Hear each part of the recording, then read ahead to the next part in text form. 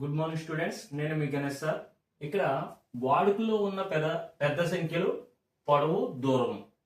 అసలు ఈ వాడుకలో ఉన్న పెద్ద సంఖ్యలు అనే చాప్టర్ అనేది 6th క్లాస్లో మనకి టెక్స్ట్ బుక్ లో ఉంది. ఈ వాడుకలో ఉన్న పెద్ద సంఖ్యల గురించి సమాచారం అనేది పొడవు లేదా దూరము లేదా ద్రవాల గురించి ప్రమాణాలు చెప్పేటప్పుడు, నెక్స్ట్ అదే విధంగా బరువుల గురించి ప్రమాణాలు చెప్పేటప్పుడు ఈ వాడుకలో ఉన్న పెద్ద సంఖ్యల గురించి వివరణ అనేది ఇవ్వడం జరిగింది. ఇక్కడ మనకి పొడవు గురించి ప్రమాణాలు ఏంటి అంటే, ఫస్ట్ వన్ ఏంటంటే 10 మిల్లీమీటర్లు ఈక్వల్ టు 1 సెంటీమీటర్. మరి అటువంటి 10 సెంటీమీటర్లు కలిస్తే మనకి 1 డెసిమీటర్. మరి అటువంటి 10 డెసిమీటర్లు కలిస్తే 1 మీటర్. 10 మీటర్లు 1 డెకామీటర్. 10 డెకామీటర్లు 1 హెక్టామీటర్.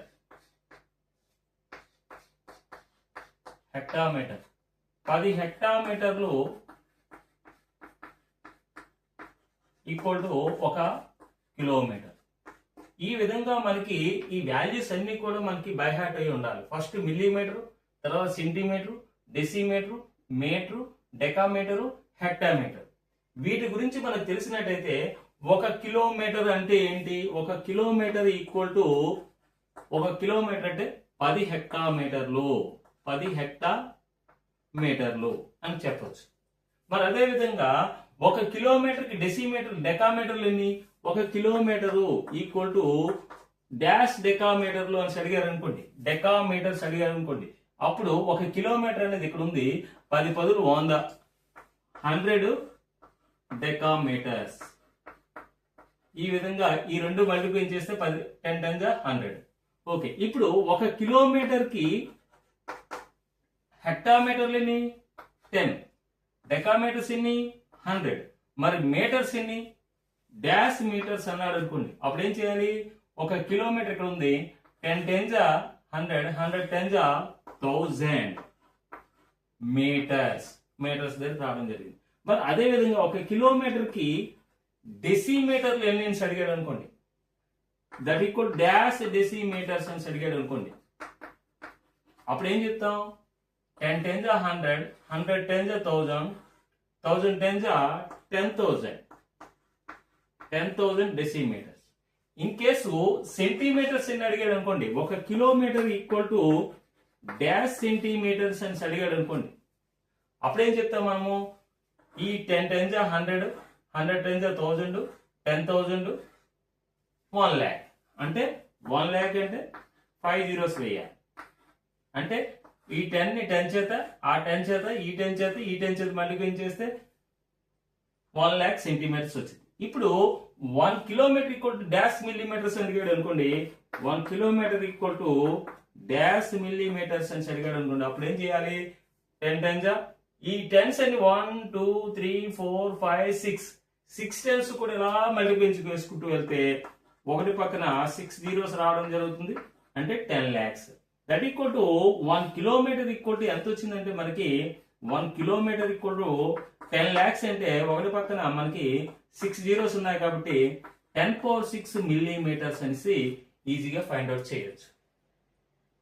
అదే మనకి 1 మీటర్ కి ఎన్ని మిల్లీమీటర్లు అని అడిగాడు అనుకోండి, 1 మీటర్ అనేది ఇలా రాస్తాము, 1 మీటర్ అనేసి రాసిన తర్వాత ఈ 10 ని 10 చేతి మల్టిప్లై చేసి ఈ 10 చేతి మల్టిప్లై చేస్తే మనకి 1000 మిల్లీమీటర్స్.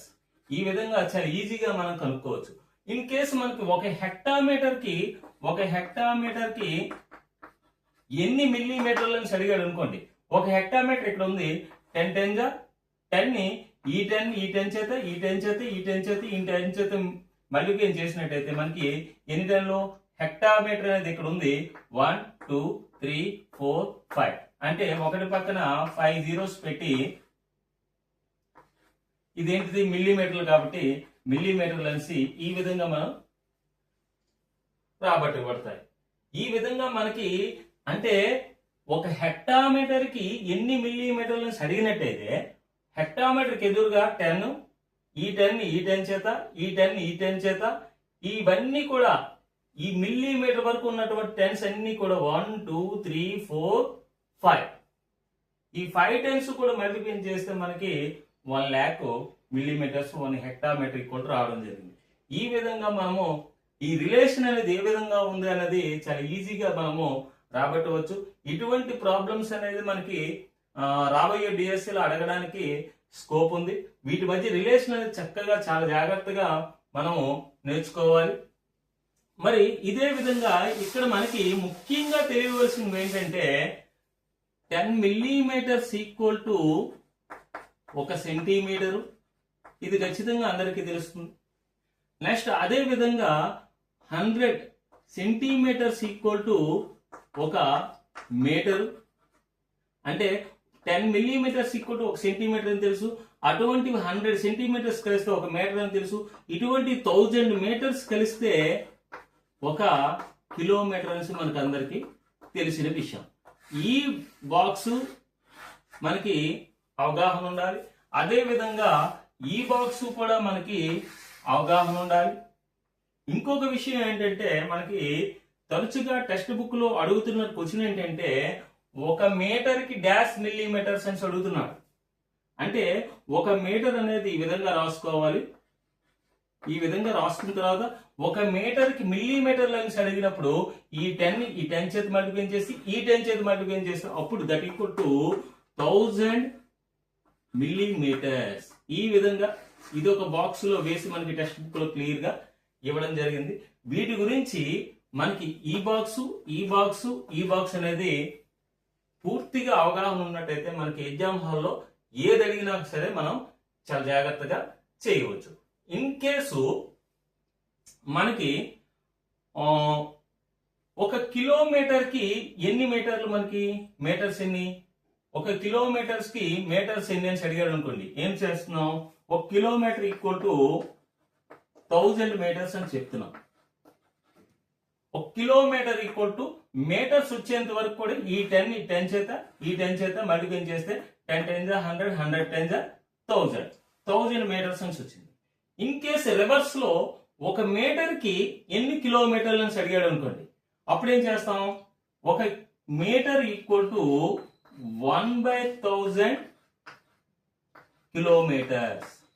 ఈ విధంగా రివర్స్ లో ఇలా తెలుసుకున్న తర్వాత ఈ విధంగా మనము రాయడం నేర్చుకోవాలి. నేర్చుకున్నట్టయితే చాలా ఈజీగా మనకి ఐడెంటిఫికేషన్ అవుతుంది. In case 1 metre equal to మనకి 1000 మిల్లీమీటర్స్ అని తెలుసు. 1 millimetre equal to dash metres అని అడిగాడు అనుకోండి. 1/1000 మీటర్స్ వచ్చి ఈ విధంగా దీని నుంచి ఈ బాక్స్ అనేది రావడం. 1 మీటర్ కి 1000 మిల్లీమీటర్స్ అయితే 1 మిల్లీమీటర్ కి 1/1000 మీటర్స్ అవుతుంది అనమాట. ఈ దూరం లేదా పొడవుకి ప్రమాణాలైనటువంటి millimetre, centimetre, decimetre, metre, decametre, hectometre and kilometre, వీటి మధ్య రిలేషన్ అనేది ఏ విధంగా ఉంది, ఏ విధంగా మనకి రిలేషన్ అనేది రాబట్టడం జరుగుతుందో క్లియర్ గా చెప్పడం జరిగింది. నెక్స్ట్ పొడవుకు ప్రమాణం అయిపోయింది. ఈసారి మనము ద్రవ్యరాశికి ప్రమాణం ఏంటో తెలుసుకుందాం. వాడుకలో ఉన్న పెద్ద సంఖ్యలకు సంబంధించి ద్రవ్యరాశి ప్రమాణాల గురించి మన 6th క్లాసులో ఏ విధంగా ఉందో ఒక్కసారి ఆ లైన్ అనేది ఏ విధంగా మనం చెక్ చేసుకోవాలో ఒకసారి చూద్దాం. ఈ క్లాసెస్ చెప్పే విధానం మీకు నచ్చినట్టయితే లైక్ చేయండి, సబ్స్క్రైబ్ చేయండి, అదే విధంగా షేర్ చేయండి. రాబోయే డిఎస్సిలో ఖచ్చితంగా దీనిపైన అయితే క్వశ్చన్ అనేది ఖచ్చితంగా ఉంటుంది. 1 కిలోగ్రాముకి అసలు ద్రవ్యరాశి ప్రమాణం కిలోగ్రాములు లేదా గ్రాములు, సెంటీగ్రాములు ఇవన్నీ ఉంటాయి. ఆ కిలోగ్రామ్ గ్రాములు ఎన్ని లేదా కిలోగ్రామ్ కి మిల్లీగ్రాములు ఎన్ని, ఈ విధంగా మనకి అడగడానికి స్కోప్ ఉంది. ఒకసారి చూసినట్టయితే మనకి 1 centigram first 10 centigrams equal to 10 milligrams equal to 1 సెంటీగ్రామ్.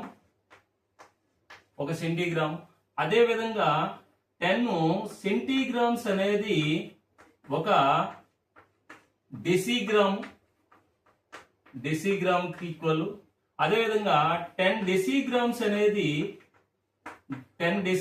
అనేది మనకి ఒక గ్రామ్ కి ఈక్వల్ అవుతుంది. మరి 10 గ్రామ్స్ అనేది దేనికి ఈక్వల్ అంటే 10 గ్రామ్స్ ఈక్వల్ టు ఒక డెకాగ్రామ్ కి ఈక్వల్ అవుతుంది. డెకాగ్రామ్. మరి 10 డెకాగ్రాములు అనేది దేనికి ఈక్వల్ అంటే 10 డెకాగ్రాములు అనేది మనకి ఒక హెక్టాగ్రామ్ కి ఈక్వల్ అవుతుంది. హెక్టాగ్రామ్. మరి 10 హెక్టాగ్రాములు అనేది 10 హెక్టాగ్రాములు అనేది ఒక కిలోగ్రామ్ కి ఈక్వల్ అవుతుంది. చూడండి, మిల్లీగ్రాములు, సెంటీగ్రాములు, డెసిగ్రాములు, గ్రాము, డెకాగ్రాములు, హెక్టాగ్రాములు, కిలోగ్రామ్. మరి మనకు 1 కిలోగ్రామ్ కావాలంటే ఏం చేస్తాము? 1 కిలోగ్రాముకి ఎన్ని గ్రాములు తెలియాలంటే ఏం చేస్తాము?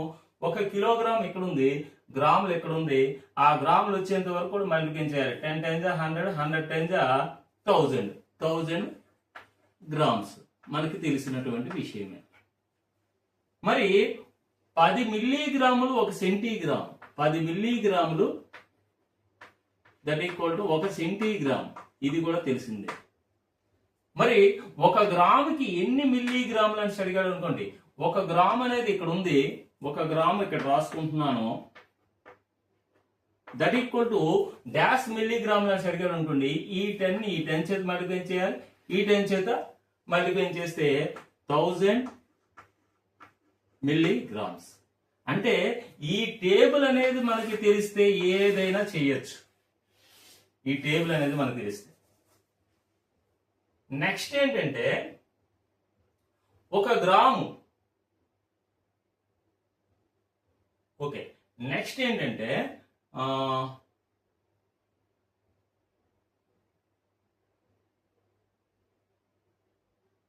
ఓకే, నెక్స్ట్ 1 గ్రాముకి ఎన్ని సెంటీగ్రాములు అని అడిగాడు అనుకోండి. 1 గ్రాముకి ఎన్ని సెంటీగ్రాములు అని అడిగాడు అనుకోండి. సెంటీగ్రాములు అడిగినప్పుడు 1 గ్రామ్ ఈక్వల్ టు 10 పదులు 100 సెంటీగ్రామ్స్. అంటే ఈ టేబుల్ అనేది మనకు తెలిస్తే చూడండి, 1 గ్రామ్ ఇక్కడ ఉంది, 1 సెంటీగ్రామ్ ఇక్కడ ఉంది. అప్పుడు ఏం చేయాలి? సెంటీగ్రామ్ వచ్చేంత వరకు ఈ 10 చేత మల్టిప్లై చేయాలి. 10 టైమ్స్ 100 సెంటీగ్రామ్స్ అవుతుంది. ఓకే, ఈ టేబుల్ అనేది ద్రవ్యరాశికైనా అంటే మాస్ కైనా నెక్స్ట్ లెంత్ దూరానికి అదే మెయింటైన్ అవుతుంది. చూడండి, ఇంతకు ముందు మనకి millimetre, centimetre, decimetre, metre, decametre, hectometre, kilometre అని అడగడం జరిగింది. అంటే దూరానికి మీటర్ కాబట్టి millimetre, centimetre, decimetre, metre, decametre, hectometre, kilometre అని చెప్పడం జరిగింది. ఇక్కడ ద్రవ్యరాశి గ్రాము కాబట్టి milligram, centigram, decagram, gram, decigram, gram, decagram, hectogram, kilogram అని చెప్పడం జరిగింది. ఇప్పుడు అదే విధంగా ద్రవాల పరిమాణాన్ని లీటర్లో కొలుస్తాం. ఇక్కడ ఏం రాస్తాం మనము? Millilitre, centilitre, decilitre, litre, decalitre, hectolitre, kilolitre. ఈ విధంగా మనకి వ్యక్తపరచడం జరుగుతుంది అన్నమాట. నెక్స్ట్ ద్రవాల ఘనపరిమాణాన్ని ఏ విధంగా ప్రమాణాలు ఉంటాయో ఒకసారి మనం చూద్దాం.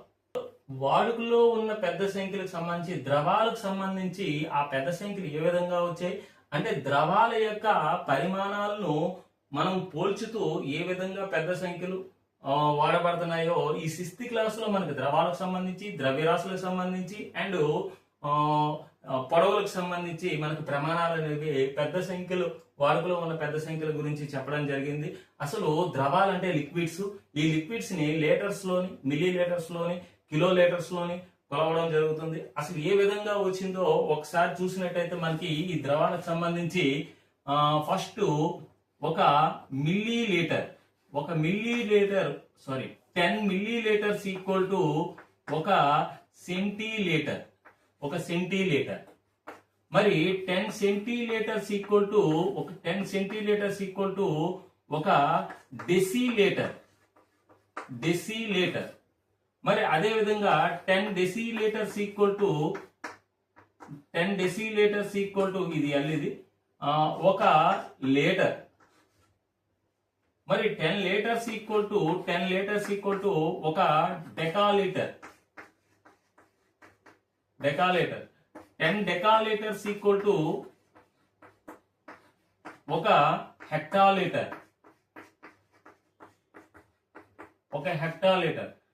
10 హెక్టాలీటర్స్ ఈక్వల్ టు ఒక కిలోలీటర్. ఈ విధంగా మనకి క్వశ్చన్స్ అనేది అడగడం జరుగుతుంది. అంటే ఈ టేబుల్ లైన్ అనేది మనకి బాగా వచ్చినట్టయితే మనం ఎటు నుంచి ఎటైనా మనం ఈజీగా చేయవచ్చు. చూడండి, ఒక కిలో లీటర్ ని లీటర్స్ ఎన్ని అని అడిగాడు అనుకోండి. ఒక కిలో లీటర్ కి లీటర్స్ ఎన్ని అని అడిగినట్టయితే ఏం చేస్తాం? ఒక కిలో లీటర్ ఈక్వల్ టు ఒక కిలో లీటర్ కి ఈ 10 ని ఈ లీటర్స్ వచ్చేంత వరకు కూడా ఈ 10 ని ఈ మూడింటిని కూడా మల్టిప్లై చేసినట్టు 1000 లీటర్స్. ఓకే, మరి ఒక కిలో లీటర్ కి ఎన్ని మిల్లీ లీటర్స్ అని అడిగాడు అనుకోండి. ఒక కిలో లీటర్ ఈక్వల్ టు ఎన్ని మిల్లీ లీటర్స్ అన్నప్పుడు ఈ 10 ని ఇవన్నీ 10s కూడా మిల్లీ లీటర్స్ వచ్చేంత వరకు మల్టిప్లై చేయాలి. 1 2 3 4 5 6 అంటే 10⁶ మిల్లీ లీటర్స్. ఇన్ కేసు ఒక కిలో లీటర్ కి ఎన్ని సెంటీలీటర్స్ అని అడిగాడు అనుకోండి. ఈ 10 ఈ 5 10s కూడా మల్టిప్లై చేస్తే 10⁵ సెంటీలీటర్స్. ఒక కిలో లీటర్ ఈక్వల్. మధ్యలో మనకి ఏదైనా క్వశ్చన్ అడిగాడు అనుకోండి. ఒక లీటర్ కి ఎన్ని మిల్లీ లీటర్స్ అడిగాడు అనుకోండి. ఒక లీటర్ కి ఎన్ని మిల్లీ లీటర్స్ అని అడిగాడు అనుకోండి. అప్పుడు ఏం చేస్తాం? ఒక litre equal to dash milli litres అని అడిగాడు అనుకోండి. అప్పుడు ఏం చేస్తాం? ఈ 10 చేత మల్టిప్లై చేస్తే 1000 మిల్లీ లీటర్స్ అని చెప్పాలన్నమాట. ఓకేనా? మనకి ఎక్కువగా వాడుకలో ఉన్నటువంటి క్వశ్చన్స్ ఇది. నెక్స్ట్ మనకి ఎక్కువగా క్వశ్చన్ అనేది ఒక కిలో లీటర్ కి ఎన్ని మిల్లీ లీటర్ అని 10⁶ మిల్లీ లీటర్స్ అని అడగడం జరుగుతుంది. నెక్స్ట్ అదే విధంగా ఒక కిలోమీటర్ కి ఎన్ని మిల్లీమీటర్స్ అని అడిగితే ఇది కూడా 10⁶. ఇది దూరానికి సంబంధించినటువంటి ప్రమాణాలు. నెక్స్ట్ అదే విధంగా ఒక కిలోగ్రామ్ కి ఎన్ని మిల్లీగ్రాములు అని అడగవచ్చు? 10⁶. ఇది ద్రవ్యరాశికి సంబంధించి. ఈ విధంగా మనకి చూడండి, ఒక కిలో లీటర్ కి ఎన్ని మిల్లీలీటర్లు అనేసరికి 10⁶. ఒక కిలోమీటర్ కి ఎన్ని మిల్లీమీటర్లు? 10⁶. ఒక కిలోగ్రామ్ కి ఎన్ని మిల్లీగ్రాములు? 10⁶. ఇది ద్రవ్యరాశికి, ఇది దూరానికి, ఇదేమో ద్రవాలకి అంటే లిక్విడ్స్, ద్రవాలకు సంబంధించి. ఈ విధంగా మనకి ఈ వరుస క్రమం అనేది గుర్తున్నట్టయితే వీటి మధ్య సహసంబంధం అనేది ఏ విధంగా ఉంది, ఎటువంటి ప్రాబ్లం ఇచ్చినా సరే మనం ఈజీగా ఫైండ్ అవుట్ చేసి మన ప్రాబ్లం అనే సొల్యూషన్ అనేది రావడం జరుగుతుంది. ఈ క్లాసెస్ చెప్పే విధానం మీ అందరికీ నచ్చినట్టయితే లైక్ చేయండి, సబ్స్క్రైబ్ చేయండి. అదే విధంగా మీ ఫ్రెండ్స్ అందరూ కూడా షేర్ చేయండి. 6th క్లాస్ లో ఇంత హార్డ్ టాపిక్స్ ఉన్నాయని అంటే మీకు రాబోయే డిఎస్సి లో దీనిపైన ఖచ్చితంగా ఒక క్వశ్చన్ ఉంటుంది. ఒక హాఫ్ మార్క్ బిట్ కోల్పోతే మనకి జాబ్ అనేది కోల్పోతే ఏ విధంగా ఉంటుందో అందరూ కూడా తెలిసిన విషయం. కాబట్టి ప్రతి ఒక్కరు కూడా ప్రతి ఒక్క పాయింట్ ను కూడా క్యాచ్ చేసి మంచి స్కోర్ చేసి మీ జాబ్ని, మీ లక్ష్యాన్ని సాధించే దిశలో మీ యొక్క ప్రయత్నాన్ని ఆపకుండా, పోస్టుల సంఖ్యతో నిమిత్తం లేకుండా మీ యొక్క లక్ష్యాన్ని చేరుకునే రీతిలో మీరు ప్రయత్నం చేయండి. నా వంతు సహాయంగా నేను ఇటువంటి క్లాసులు అనేవి ఇదే విధంగా మీకు మన యొక్క యూట్యూబ్ ఛానల్లో రన్ చేయడం జరుగుతుంది. ఈ విషయాన్ని ప్రతి ఒక్క ఆస్పిరెంట్ కి కూడా తెలియజేయండి. ఓకే, నెక్స్ట్ క్లాస్ లో కలుసుకుందాం. Thank you.